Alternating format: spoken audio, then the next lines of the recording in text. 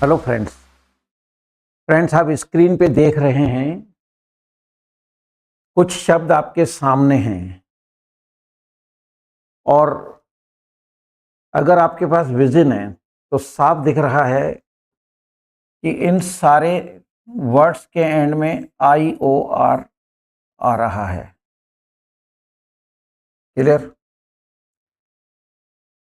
In short इतना ही कहना चाहता हूं कि इंग्लिश की दुनिया में ऐसे वर्ड्स जिनके एंड में IOR आता है, जब इनका सेंटेंस बनाया जाएगा तो इनके बाद आपको टू प्रीपोजिशन यूज करनी है, देन नहीं।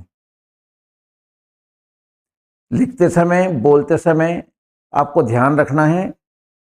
कॉम्पिटिटिव एग्जाम्स में सेंटेंस इस तरह आ सकता है, Raman is senior then Mohan.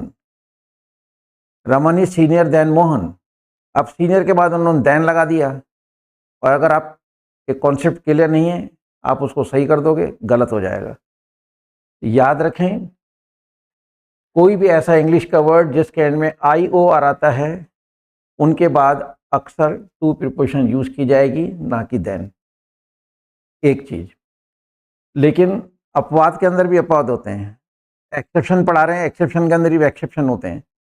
आप ये देख रहे हैं दो शब्द, इंटीरियर कॉमा एक्सटीरियर, इन दोनों के एंड में भी IOR आ रहा है, लेकिन इन दोनों के बाद ना तो टू लगेगा ना देन लगेगा। ये कहते हैं हमारे बाद ऑफ लगेगा।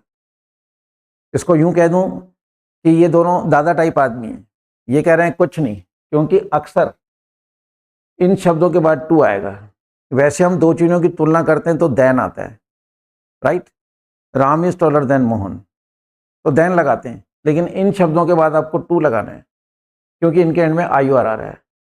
लेकिन अपवाद के रूप में ये दो शब्द ऐसे हैं जिनके एंड में IOR आ रहा है, लेकिन ये जैसा मैंने अभी कहा कि ये थोड़े बदमाश टाइप लोग हैं, दादा टाइप लोग हैं। कहता है कुछ नहीं, हम टू भी नहीं लगाएंगे, देन भी नहीं लगाएंगे, हम तो हमारा ऑफ लगाएंगे। तो याद रखिए, इंटीरियर एक्सटीरियर ये दो ऐसे शब्द हैं जिनके एंड में IOR आ रहा है, लेकिन इनमें टू नहीं लगेगा, देन नहीं लगेगा, ऑफ लगेगा। एग्जाम्पल्स आपके सामने हैं, देखिए friends. My shirt is superior to your shirt. My shirt is superior to, आप देख रहे हैं सुपीरियर के बाद टू आ रहा है। मेरी कमीज आपकी कमीज से अच्छी है। His watch is inferior to my watch. उसकी जो घड़ी है वो मेरी घड़ी से घटिया है। अगर आप माई के साथ वॉच बोलते हो तो माई सही है, और वॉच नहीं बोलना है तो माइन पे छोड़ सकते हैं आप।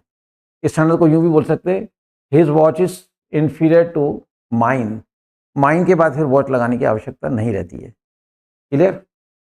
Mister A is senior to mister B. Mister A mister B से सीनियर है। देख रहे हैं, सीनियर के बाद टू आ रहा है। You are junior to him, तुम उससे छोटे हो, राइट। तुम उससे छोटे हो, तो यहां पे देख रहे हैं जूनियर के बाद टू आ रहा है।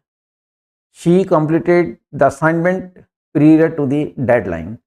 उसने अपना काम, असाइनमेंट मतलब दिया हुआ काम जो होता है, उसने अपना काम खत्म कर लिया पीरियड टू द डेडलाइन। जो डेडलाइन दी थी कि भाई 5 बजे तक इस काम को खत्म कर लेना, लेकिन उसने ये काम 5 बजे से पहले ही कर लिया। पीरियड मतलब दिए हुए समय से पहले। तो आप देख रहे हैं कि इन सारे शब्दों के एंड में टू आया है। क्लियर? लेकिन इंटीरियर एक्सटीरियर, जैसे मैंने आपको पीछे थंबनेल में दिखाया, ये दो शब्द ऐसे हैं जो कहते हैं ना हम टू लगाएंगे ना देन आने देंगे, हम तो हमारा ऑफ लगाएंगे। क्लियर? तो इनके भी देखिए दो सेंटेंस। देखिए, इंटीरियर का मतलब होता है भीतरी, एक्सटीरियर का मतलब होता है बाहरी। किसी भी चीज़ का भीतरी हिस्सा इंटीरियर, बाहरी हिस्सा एक्सटीरियर। इंटीरियर पार्ट ऑफ, यहाँ पे देखिए ऑफ आ रहा है, टू भी नहीं आ रहा है, देन भी नहीं आ रहा। Interior part of the house was modern. मकान का भीतरी हिस्सा आधुनिक था। Clear? Exterior part of the city is peaceful. शहर का बाहरी इलाका शांति प्रिय है। तो फ्रेंड्स, अगर आपके कॉन्सेप्ट क्लियर नहीं है, ये इंग्लिश की बारीकियां हैं।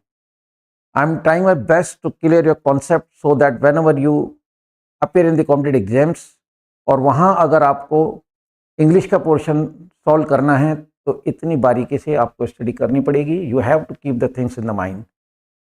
सो go on seeing my videos, अपने कॉन्सेप्ट को क्लियर कीजिए ताकि आप अपनी इंग्लिश की दुनिया में बहुत कंफर्टेबल होके मूव कर सके। With this words I should say good bye all of you. जय हिंद। डाउनलोड करें इंग्लिश वाले सरदार जी ऐप और सीखें इंग्लिश।